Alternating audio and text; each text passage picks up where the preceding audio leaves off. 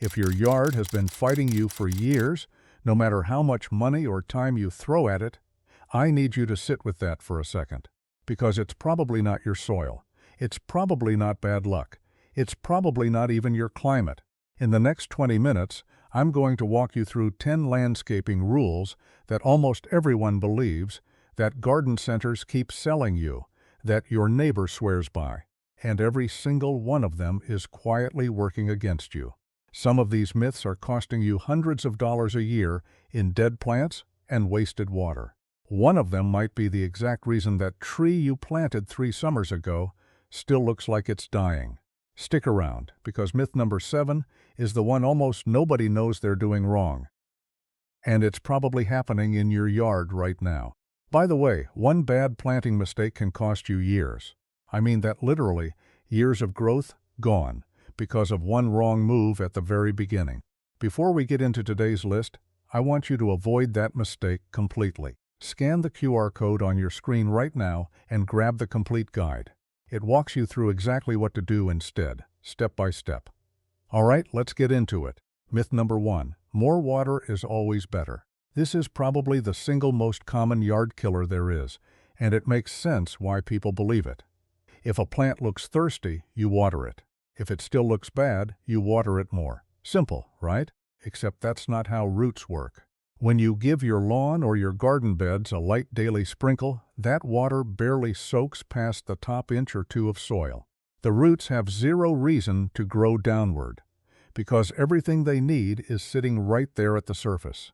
So you end up with a shallow, weak root system that collapses the second there's a heat wave or a week without rain. Meanwhile, homeowners who water deeply but less often, say twice a week instead of every day, actually train their plants to send roots down 6, 8, even 12 inches into the soil, chasing that moisture. Those roots hit reserves that never dry out, which means the plant survives drought stress that would wipe out your shallow-rooted neighbor's lawn. The fix is almost embarrassingly simple. Water less often, but water deeply, until the moisture actually reaches root depth. Your yard will need less water overall, not more, and it will look better doing it. Myth number 2, landscape fabric under your beds is the ultimate weed blocker. This one gets sold to nearly everyone at the garden center, and on paper it sounds bulletproof. A physical barrier between your soil and every weed seed blowing in the wind. Here's the problem. Weeds don't need soil contact to grow.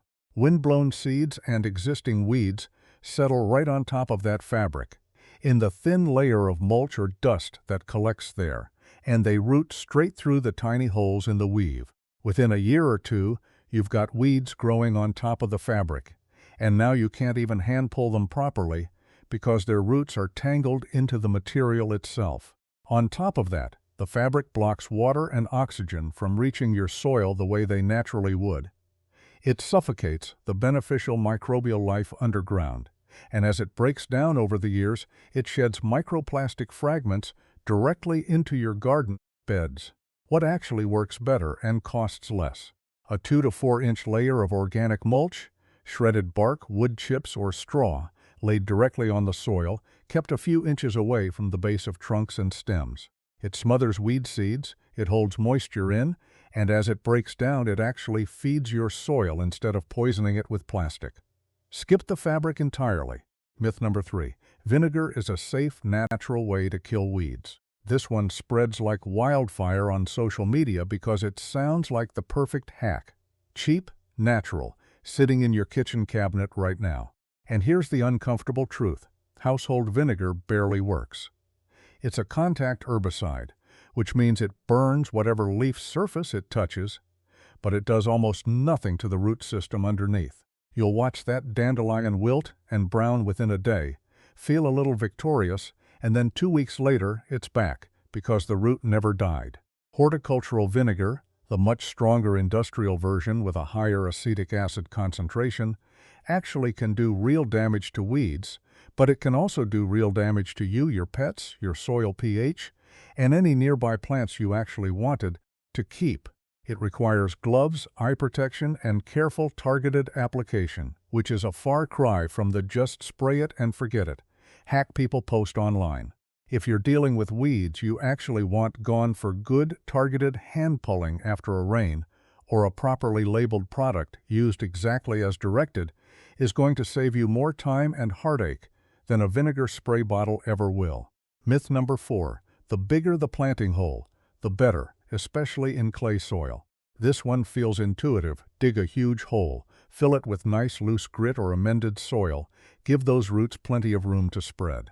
Except in heavy clay, that big soft hole becomes something gardeners call a sump. Water runs off the surrounding dense clay and pools inside that loose amended hole because it's the path of least resistance. Your plant's roots end up sitting in a bathtub of standing water they can't escape, and they rot from the inside out. It looks like the plant is dying of drought, so people water it even more, which only makes the sump worse. The better approach is to dig a hole that's wide, but not excessively deep, and backfill it mostly with the native soil that was already there, not a rich imported mix. Wide encourages the roots to spread outward into the surrounding clay over time, instead of staying trapped in a soft little pocket. It's counterintuitive, but working with your native soil instead of fighting it is almost always the better long-term move. Now, before we get to myth number 6, let's talk about something that ties directly into this. So many of these mistakes trace back to a single decision made in the first 30 seconds of planting a tree or a shrub. Get that one decision wrong, and you're looking at years of stunted growth, or a tree that just quietly dies on you 2 or 3 seasons later. Stop wasting money replacing dead fruit trees every couple of years because of a mistake that takes 5 minutes to avoid. Scan the QR code on screen and get the complete guide. It lays out exactly what that first move should look like, so you get it right the first time. Myth number 5. Gardens and lawns need a fixed amount of water every single day to thrive, like 15 minutes on the sprinkler no matter what. This one sounds responsible, almost scientific, like you've found the correct dose. But your yard doesn't care about a fixed schedule. It cares about actual soil moisture, which changes constantly based on temperature, humidity, wind, and what's actually growing there. A cool, overcast week needs a fraction of the water a scorching, windy week does. Watering on autopilot, regardless of conditions, leads to 2 very different disasters happening in the same yard at the same time. Some areas drowning in soggy, root-rotting soil, other areas baked dry because the sprinkler pattern missed them. The better habit is boringly simple.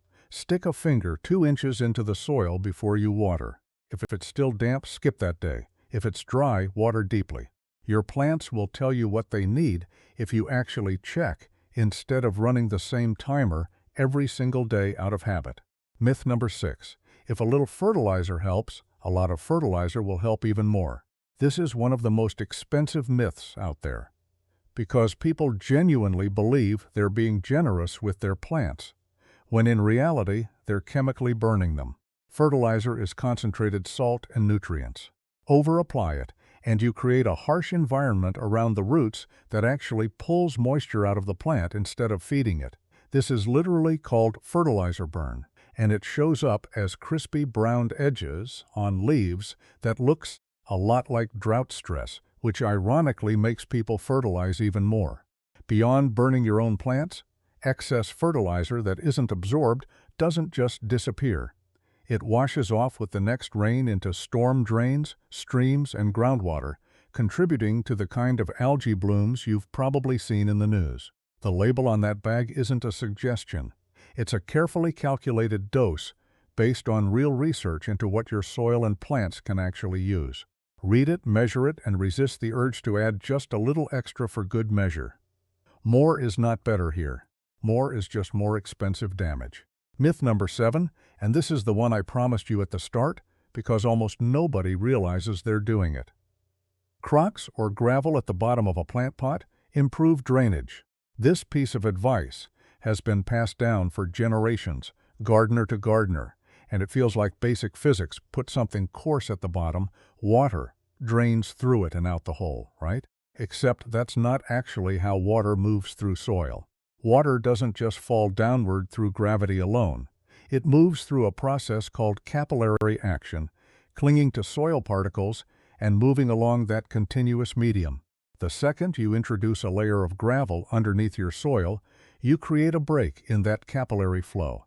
Water actually has to fully saturate the soil sitting just above the gravel layer before it can move into the coarse material below, which means you've effectively raised the water table inside your pot and made the drainage problem worse. Not better, keeping roots sitting in wetter soil for longer. What crocks or mesh actually do well is something much simpler. They stop your soil from washing straight out of the drainage hole. If you want real drainage, the answer is a genuinely well-draining soil mix, and a pot that actually has proper drainage holes to begin with. Not a layer of rocks pretending to solve a problem it isn't built to solve. Myth number 8. Digging and tilling your soil every season improves fertility. This one comes from a very old-school mindset. Turn the earth, aerate it, mix everything up, and you're helping it, right? In reality, that soil beneath your feet is a living ecosystem, full of fungal networks, beneficial bacteria, and structure that took years to build. Every time you till it, you shred those fungal networks. You release nitrogen that was safely stored in organic matter directly into the atmosphere where your plants can no longer use it. And you bring dormant weed seeds up to the surface where sunlight finally triggers them to germinate, which is exactly why tilled beds so often erupt with weeds a few weeks later. What actually builds fertility over time is leaving that soil structure alone as much as possible and instead adding organic matter on top. Compost, mulch, leaf litter, and letting earthworms and soil organisms do the mixing naturally, the way they've done for millions of years without a shovel involved. Less digging, more layering. Your soil will thank you with better structure every single season instead of starting from scratch each spring. Myth number 9. Potted plants are healthier and easier than planting directly in the ground. This feels true because pots seem more controlled. You decide the soil, you decide the placement, you can move it if something goes wrong. But that control comes at a real cost. Roots in a container are physically limited by the walls of that pot, which means the plant can never develop the deep, wide root system it would in open ground. That limited root zone dries out dramatically faster than garden soil does, which means potted plants need far more frequent watering and feeding just to survive, let alone thrive, especially through summer heat. There are absolutely good reasons to use pots: patios, balconies, extending a growing zone, controlling invasive spreaders, but it's simply better for the plant isn't one of those reasons. With very few exceptions, a plant given the room to root directly into the ground will end up larger, more resilient, and lower maintenance over its lifetime than the same plant kept confined in a container. If you've got the ground space, don't assume the pot is doing your plant a favor. Myth number 10. Yellow cracked spots on the bottom of your tomatoes mean your soil needs more calcium, so eggshells will fix it. This is one of the most persistent myths in home gardening, and it sends people crushing eggshells into their soil every single spring, expecting a miracle. That black sunken patch is called blossom end rot, and yes, it's technically a calcium deficiency. But here's the part almost nobody tells you. Most soils already contain more than enough calcium for your tomatoes. The real issue almost always isn't a lack of calcium in the ground. It's the plant's inability to actually transport that calcium up into the fruit, and that transport problem is caused by inconsistent watering. When your soil swings between bone-dry and soaking wet, the plant simply can't move calcium efficiently to where it's needed, and the fruit pays the price. Eggshells take months to break down and release any calcium at all, which means by the time they'd theoretically help, your tomato season is already over. The actual fix has nothing to do with adding more of something you likely already have plenty of. It's watering consistently and deeply on a steady schedule, so the plant can do the transport work it's already capable of doing. So that's 10 of the most common landscaping myths that are quietly working against you. From the water schedule you've been sticking to for years, to the fabric under your beds, to that eggshell trick you probably tried last summer.